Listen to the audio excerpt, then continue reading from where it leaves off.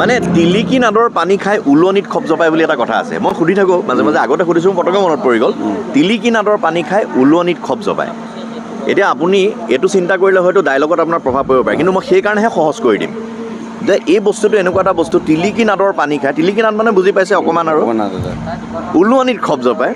আৰু আপুনি মানে হয়তো নাটক কৰাৰ আগত বা ৰাতিপুৱা সময়ত ব্যৱহাৰ কৰিবই লাগিব, নহ'লে মুখখন দেখুৱাবলৈ অকণমান আপুনি কেৰেক্টাৰটোলৈ আহিবলৈ অকণ দিগদাৰ হ'ব। আপুনি ব্যৱহাৰ কৰি থাকে সদায়।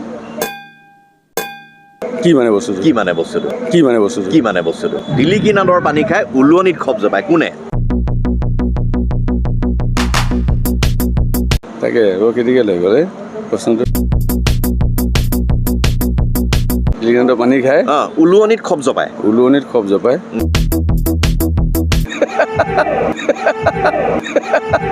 আপুনি সদায় ব্যৱহাৰ কৰে বিশেষকৈ, আৰু নকৰিলে বাঢ়ি আহে। আমি লেট্ৰিনলৈ যোৱাটো আৰু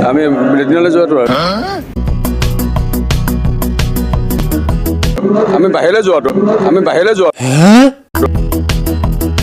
বিশেষকৈ মুখমণ্ডল ঠিক কৰিবলৈ হ'লে আপুনি কি কৰিব লাগিব? তাকে ব্ৰাছ মৰাৰ কথাটো কৈ নহয়, আৰু লগতে ব্ৰাছ কৰিলে সেইটো দাঁতৰ মুখখন চাফা কৰিবলৈ চাবোন ইউজ কৰোঁ।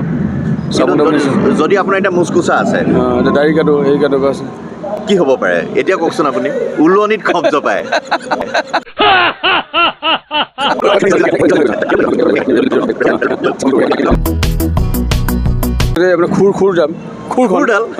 খুৰডাল হ'ব পাৰে নেকি বাৰু? খুৰডাল। আমি একদম দাদাক এনেকৈ এনালাইচিছ কৰিছোঁ অকণমান, যে দাদাই ইমান কনচেনট্ৰেট কৰি থাকিবলগীয়া হৈছে। এই মুহূৰ্তটো কিন্তু আমাক এইকণ সময় দি ভাবি আছে দাদাই। তিলিকি নাদৰ পানী খাই উলনিত খপ জপায়। উত্তৰটো এতিয়া পাই গ'ল আপুনি? খুৰডাল মানে তাত লগাই, নহ'লে মঞ্চত উঠিবলৈ খুৰডাল নলগালে দিগদাৰ হ'ব। শুদ্ধ উত্তৰটো আপুনি একদম যত্ন কৰি আৰু ময়ো আপোনাক যুগুতাই আছোঁ যিমান পাৰিছোঁ। হৈ গৈছেগৈ কিন্তু পুৱাৰ কৰ্মসমূহৰ লগৰ এটা কৰ্ম হৈছে খুৰ লগোৱাটো। এতিয়া ৰেজৰ হ'ল খুৰ লগোৱাটো। এইটো যে সাঁথৰৰ এটা নমুনা বাৰু মই আপোনাক দিলোঁ।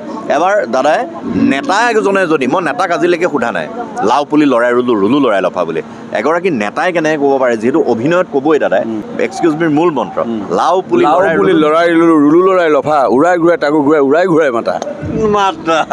দেৱজিৎ দা বহুত ধন্যবাদ। দেৱজিৎ দাই যত্ন কৰিলে, সময় দিলে। মই দেৱজিৎ দাক কিবা এটা দি থৈ যাব লাগিব মৰমেৰে আৰু শ্ৰদ্ধাৰে। আপোনালৈ এইটো উপহাৰ।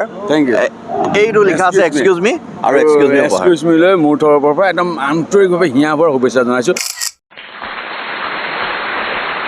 ধন্যবাদ।